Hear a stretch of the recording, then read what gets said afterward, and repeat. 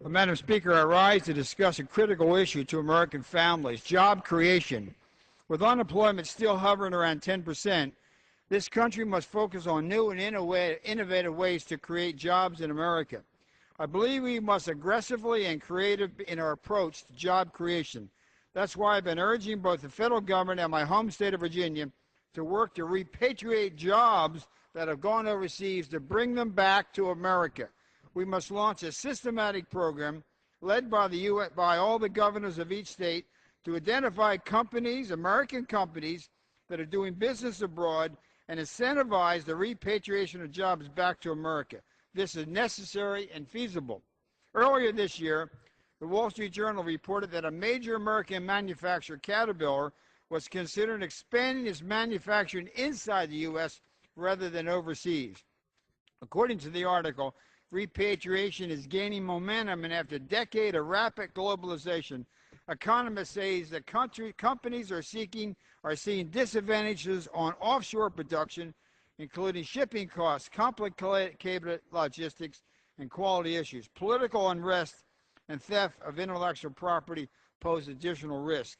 I applaud Caterpillar's effort and call on every other American company to follow its lead. I believe that every American company has a moral obligation to try to create jobs in America. American companies with overseas factories take ample advantage of American law enforcement, the American justice system, and countless other resources provided by the American taxpayer. In doing so, they have an obligation, a burden to contribute to support American job creation. When an American company operating factories overseas needs law enforcement help, they turn to the FBI, not the Chinese secret police. When an American company is a victim of cyber attacks or intellectual property theft, they turn to the American government for support and assistance, not to the Chinese government, which is spying and stealing on them and arresting Catholic bishops and Protestant pastors. That's why I believe that if asked, American companies will support their home country in creating new jobs.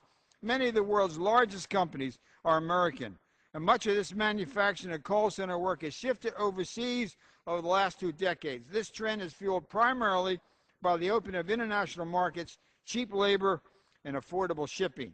Although free trade has yielded significant benefits to our economy and consumers, the U.S. has done a poor job of encouraging domestic manufacturing investment. Now is the time for American companies to reevaluate their business models and return home. Our competitive dollar makes the U.S. an excellent location to export to international markets. Rising oil and gas prices have added to the cost of international air and shipping, which has helped level the playing field for U.S. domestic producers. More importantly, we have a highly skilled and efficient workforce in the U.S. that is ready to help companies start producing at home. Finally, I believe that a repatriation initiative is important because it focuses the U.S. on competing internationally for these jobs rather than states competing with other states for existing American jobs. Instead, this will lead to net job growth throughout the United States. Over the last 4 months, I've been urging Secretary of Commerce Locke and other officials in the department to launch a national in conjunction with this export initiative. As a result, I will be urging the Appropriations Committee to include language in this year's bill, 2011 Commerce Justice Science Bill, to direct the department to launch such an initiative, working with the governors of this state, of this country. I hope the administration and my colleagues in the Congress will embrace this initiative and reach out to large American companies about bringing the jobs home to America.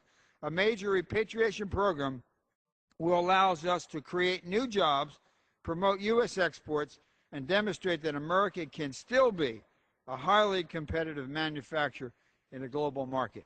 And yield back the balance of my time.